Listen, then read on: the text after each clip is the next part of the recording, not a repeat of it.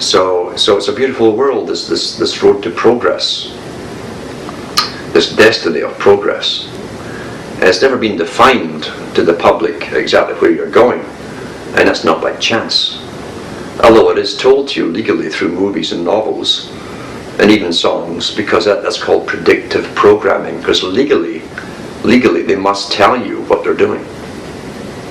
And they do all the time in the movies and novels and music. Plato described the whole technique.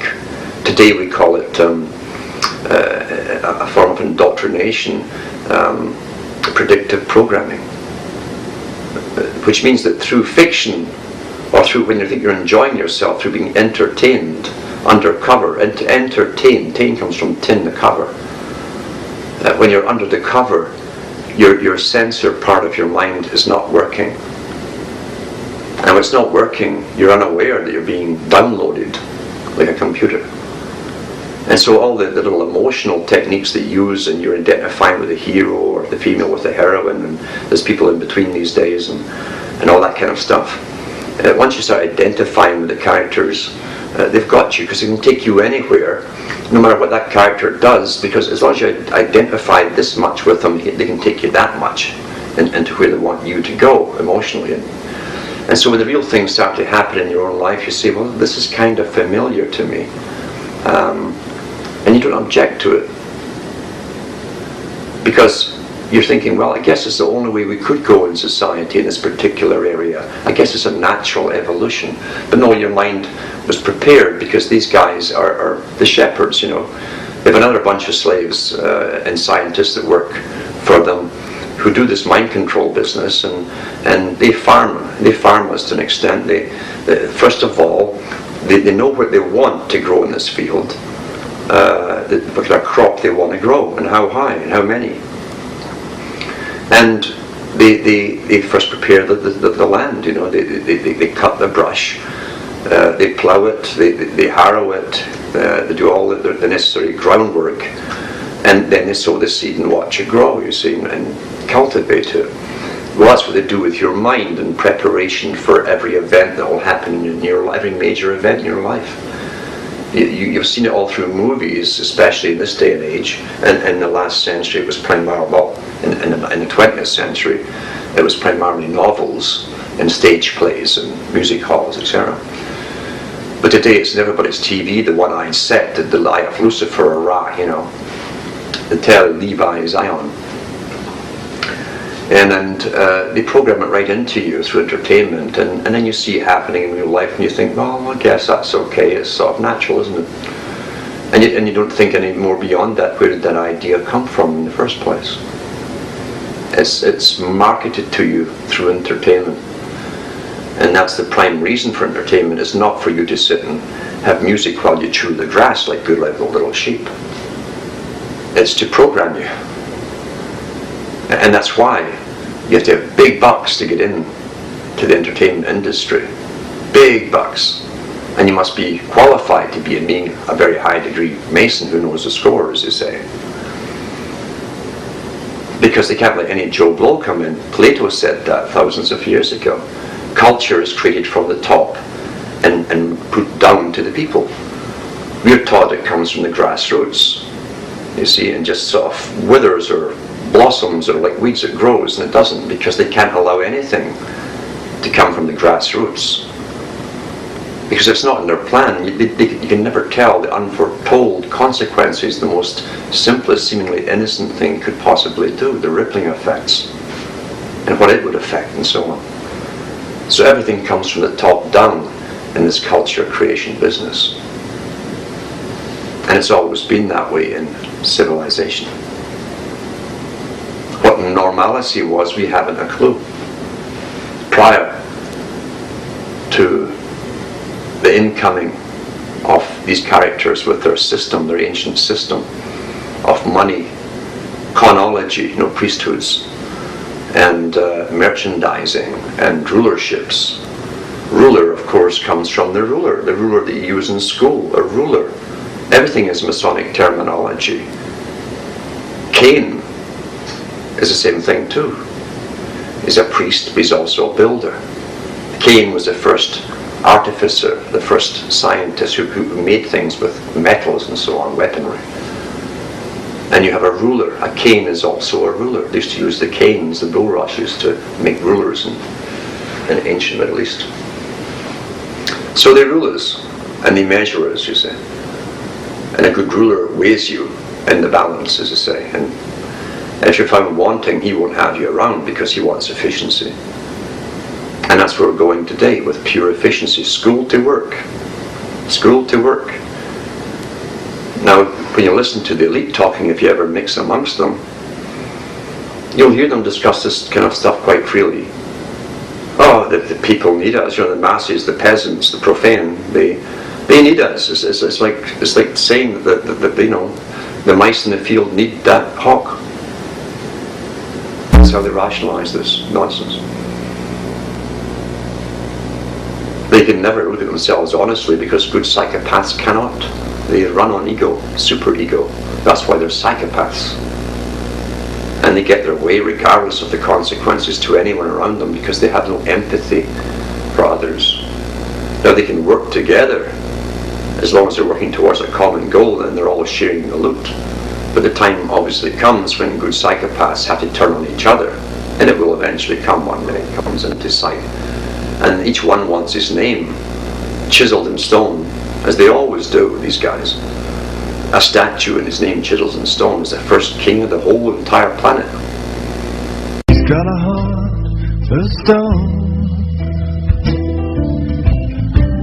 You best leave her alone.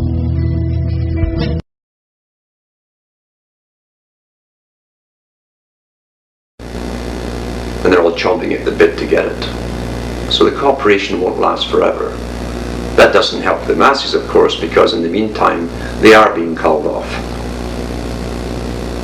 Population control councils were held by Britain under Thomas Malthus in the 1700s.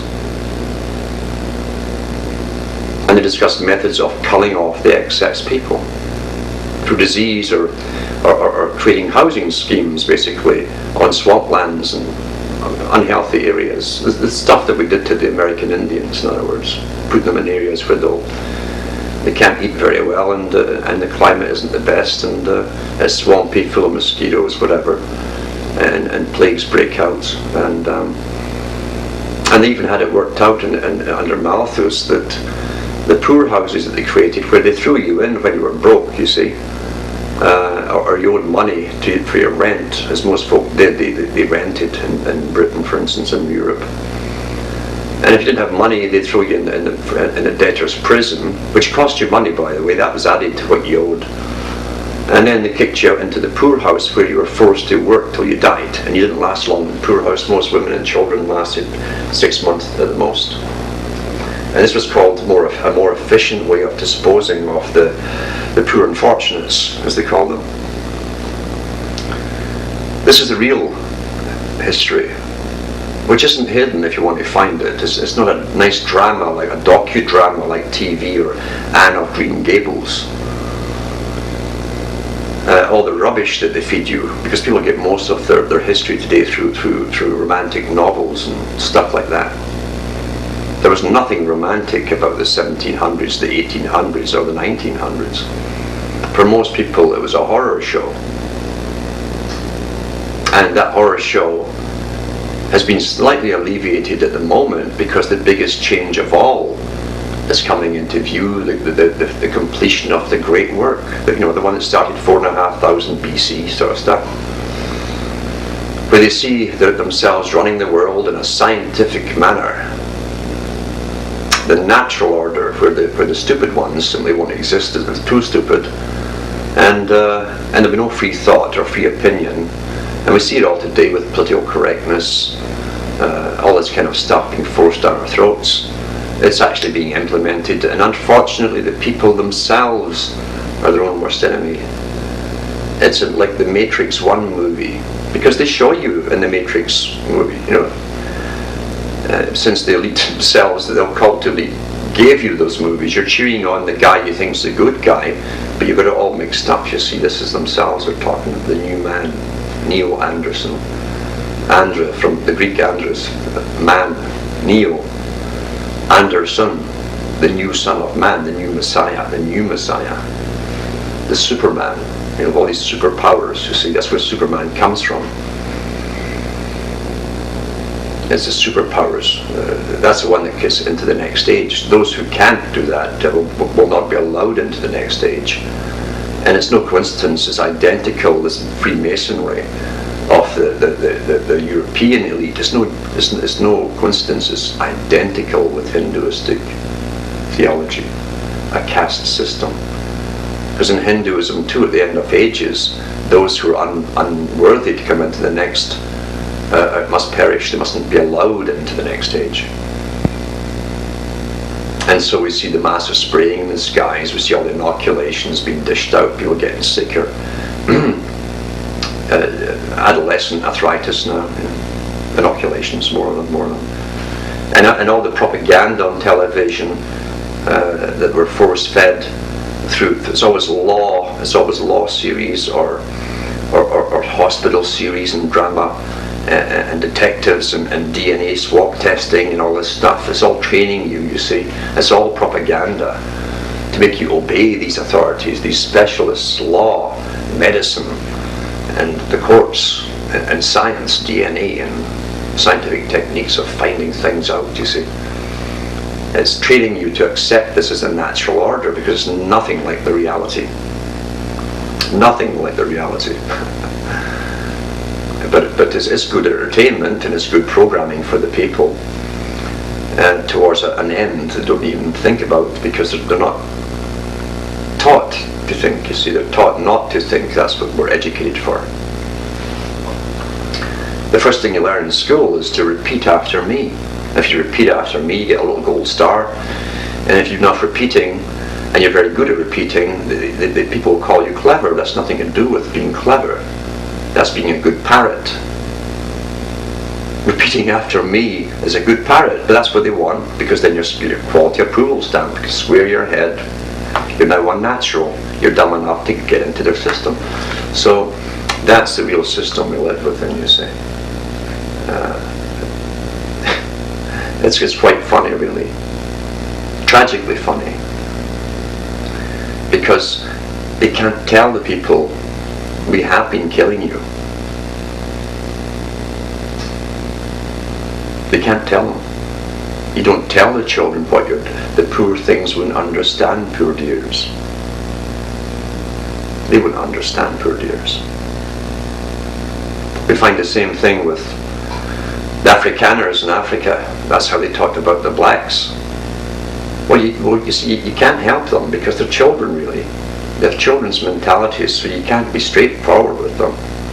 Well, that's how the elite treat all of us. To the elite, the peasantry of China is no lower than the peasantry in Europe or the Americas.